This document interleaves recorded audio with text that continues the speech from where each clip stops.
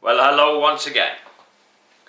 This is me, Leonard Wells, broadcasting as usual from Haslingden, some 30 miles or 50 kilometres due north of Manchester in the UK, on Saturday the 15th of October 2011. I've recently come back from Romania with a cold. This is the second year on the trot that I've come back from Romania with a cold. They make excellent colds in Romania, and this one is, as usual, a stinker. So apologies if my hoarse voice causes you difficulty. The subject today is a delicate one. In the present scientific age, there is an awful lot of hot debate, if you'll pardon the pun, about climate change and global warming, largely due, we are told, to the excess production of carbon dioxide, which is one of the so-called greenhouse gases, causing the planet Earth to absorb more heat from the sun. And the gas has the effect of keeping it in, like inside a greenhouse, I suppose. One of the things which I believe we need to do is to have more trees. Now, if you think about it, a tree is a most wonderful gift from the Almighty. According to the varieties, they produce fruit, apples and pears and oranges and grapefruit and you name it, plums, greengages, and so on.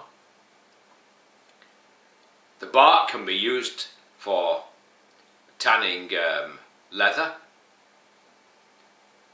The timber from the tree can be used to make for all the purposes for which we use wood, building houses and so on. That wood can be turned into paper.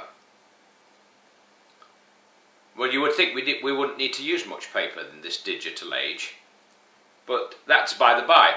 The point I'm coming to is that we waste an awful lot of wood from trees to make toilet paper.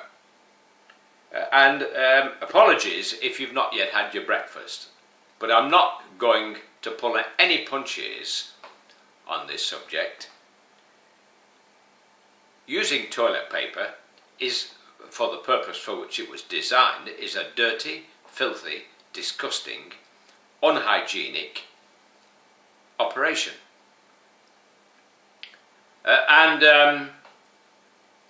If you think about it, think about this. Nice warm summer's day, you go down to the beach with the kids maybe, take your shoes and socks off, and you set out to walk along the beach carrying your shoes and thinking how wonderful the world is. And suddenly you step your bare foot into a heap of fresh, steaming dog poo. If you've got any sense, you immediately dash to the sea and wash your foot before you dry it and maybe put your socks and shoes back on to be careful. But would you be content to have your foot covered in dog poo, just to wipe it with a tissue, or a few tissues, then put your sock back on and carry on as if nothing had happened for the rest of the day? Of course you wouldn't. You would want to wash your foot, and quite rightly so. And don't you think it's equally important in the case of what we do in the toilet every day in the bathroom? Don't you think we need to wash there too? I mean, some of you have a bidet and maybe you use toilet paper and then use the bidet, which seems to be over beating the egg, or whatever the expression is. I got used to the method of washing when I worked for an Arab family who had installed in their English house here a hand spray next to each of the WCs, the toilets.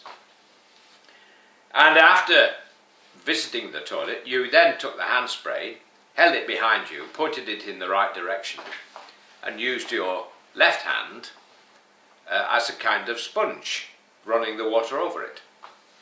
Now, many of you will say, well, that's great, but you can't really do that when you're travelling. Well, of course you can't carry a hand spray with you. But what I do, and I've travelled quite extensively in Europe with this, on Romanian trains I've used it, and Virgin trains going to London I've used it, in public toilets I've used it. And it's what I call my little rear wash wipe kit. You can get these little travel pouches from a pound shop. I got this for £1, and in it I keep 2 plastic bottles, 100 millilitre bottles, 2 of them, see-through of course, and you can fill these with water excuse me, in the toilet, in the sink there, before you go into the toilet, and that is quite enough to perform the operation.